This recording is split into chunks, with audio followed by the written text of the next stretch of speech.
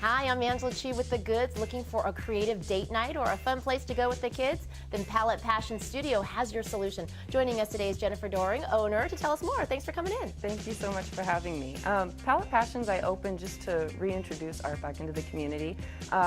Whether you're old or young, whether you've never picked up a paintbrush or you're skilled, you can come in here and have fun. And that's great. And a lot of these masterpieces, you're saying the workshops are just about 2 hours. Absolutely. From start to finish, I can teach you in 2 hours or under 2 hours how to paint a picture. They're kind of painting back here as an example, but yeah, you don't need to know what you're doing at all, and you can come in and do one of these in under 2 hours. They're already getting started on that, and I think what's unique about your studio is that kids can come too. It's not about, I've seen all those like wine and art things, but this is about the whole family. Yeah, it's just all ages, all skill levels. Like I said, it's a family-friendly place, so that's what makes it different.